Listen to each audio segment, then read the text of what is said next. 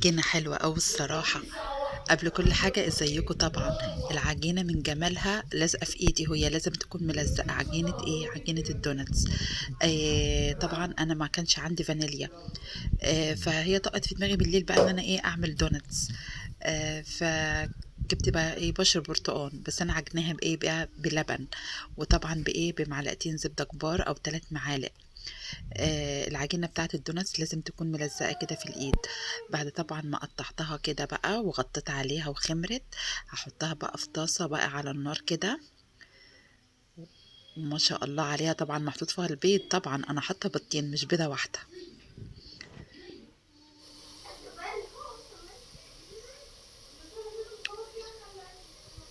تغيير بقى بدل الكيك وكده. فقلت حاجة حلوة بقى، ففكرت هي ضربت في دماغ الدوناتس. فطلعتها وصفتها كده في المصفى على ما زينها.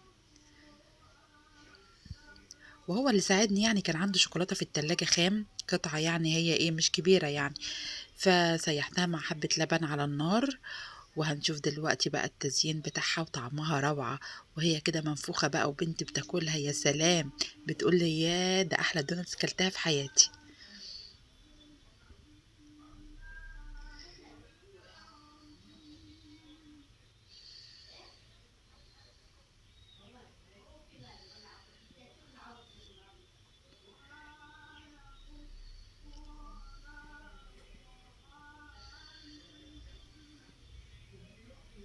على فكرة أنا عاملاها بإيدي، مش بقطعها ولا حاجة. أنا اللي كده نفخاها كده وعاملاها إيه يعني واسعة. مش عاملاها اللي هي بتبقى منفوخة وعالية أوي ديت بالقطاعة. أنا عاملاها بإيدي كده، فردها بإيدي.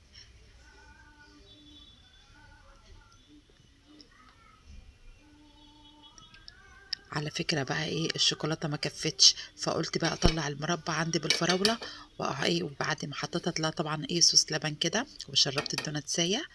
إيه حطيت لهم بقى ايه معلقتين كده مربى على الوش كده، اللي هي مربى الايه الفراولة. إيه طبعا دي بقى انا مزيناها بالشوكولاتة. وكان عندي بقى بسكوت شوكولاتة اللي هو ايه فريش كده. فركتهم على ايه على الوش كده. يعني انا قطعتهم كده يعني بشر كده. طبعا هي بتبقى حلوة أوي، لازم تجربوها في الشتاء. الدوناتس يعني لازم ما يفوتكيش في الشتاء، لازم تعملي الدوناتس في البيت.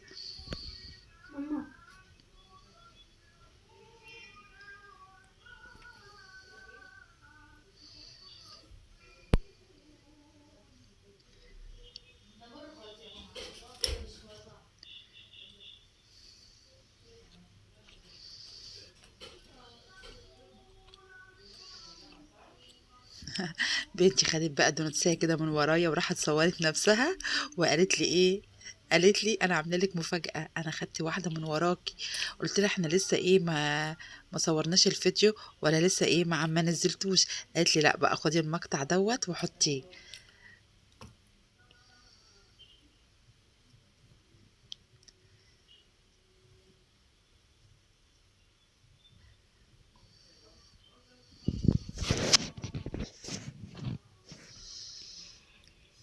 هيصة هيصة بقى في الدوناتس بقى بالشوكولاتة، يعني العشق بقى. الشوكولاتة هي بالنسبة لها العشق.